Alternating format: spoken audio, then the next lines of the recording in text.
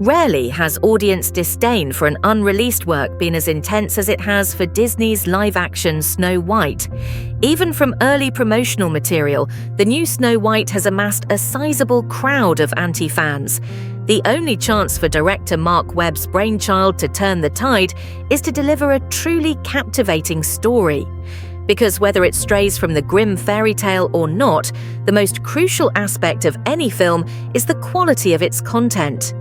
However, after leaving the theatre with a sense of disappointment, almost the opposite of the younger audience's reaction, I found myself pondering another question. Should Snow White be judged more leniently simply because it's a children's film?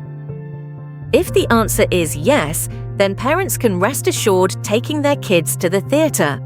The 2025 Snow White seems crafted for families to enjoy time together without needing to pay much attention to what's happening on screen. With a massive budget of $240 million, the film features adorable animal designs, the witty Seven Dwarfs, and catchy tunes, especially the song "Waiting on a Wish."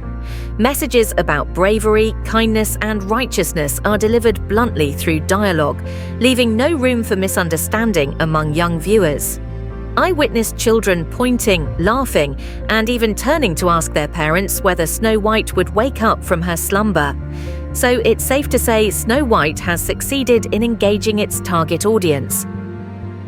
On the other hand, if we argue that being a children's film shouldn't excuse mediocrity, and that classics like The Lion King, Toy Story, Kung Fu Panda, or Spirited Away remain high quality regardless of their target demographic, then Snow White undeniably has many flaws. What are they? Let's explore in the rest of this video.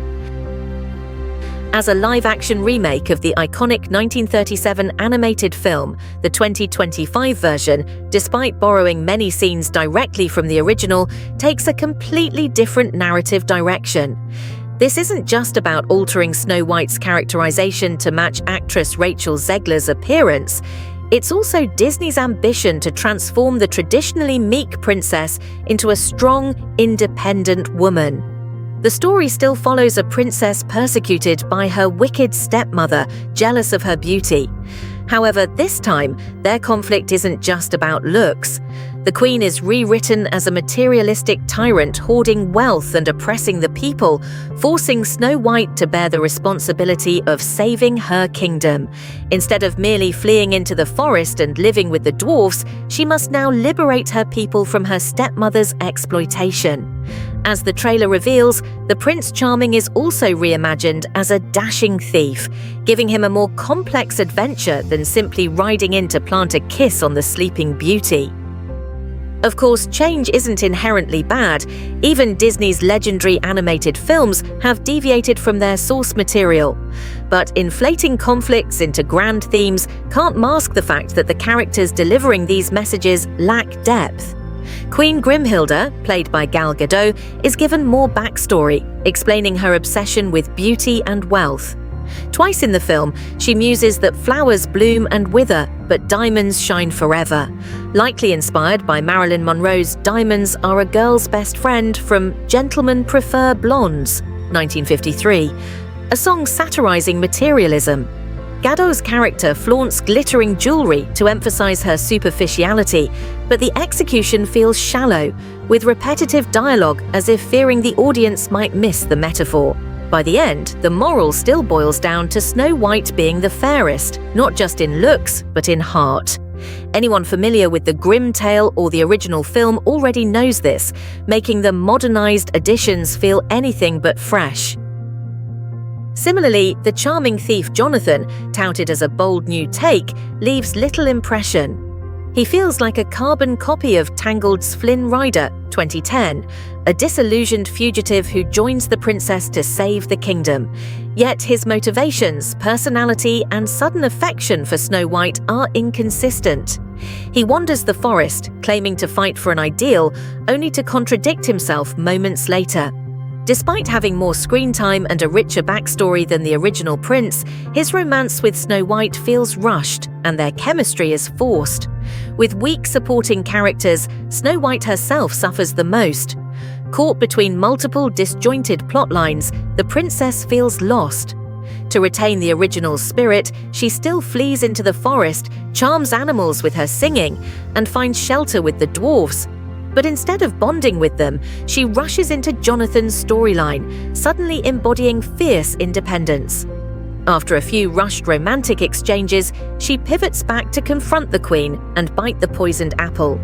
The film feels like it's being pulled in too many directions, resulting in a fragmented mess.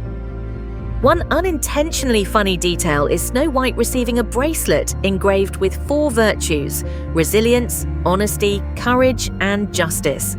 Watching her, I felt like she was ticking off a checklist to prove herself a role model for young viewers. This makes her character feel rigid and inhuman. The blame doesn't fall on Rachel Zegler. Her talent is undeniable, see West Side Story. Instead, the issue lies in an undercooked script laden with preachy dialogue. This is a recurring problem in Disney's live-action remakes: The Lion King, The Little Mermaid, Mulan. Lines that felt heartfelt in animation often lose their charm with real actors. Perhaps some magic only works in 2D. Ultimately, no Disney live-action remake has surpassed its animated predecessor, and Snow White is no exception.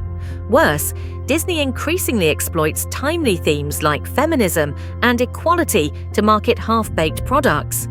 As noted earlier, their innovations are just reheated tropes. Superficial social commentary backfires, eroding trust in messages that were originally well-intentioned. Personally, I believe adaptation and reinvention aren't inherently bad. Cinema history is full of brilliant reimaginings. My disappointment stems from watching a once great studio mask its decline with excuses and PR spin. Today, Disney's output bears no trace of its former glory. With more live-action remakes announced, how many more controversies lie ahead? That wraps up my thoughts on Snow White. Lacking in many areas, especially character depth, this film will likely be forgotten, another example of modern cinema repackaging nostalgia for profit. I'm not worried audiences won't see through Disney's tactics. The worst-case scenario is the studio refusing to listen. If you agree or disagree, let's discuss in the comments. For now, goodbye and see you next time.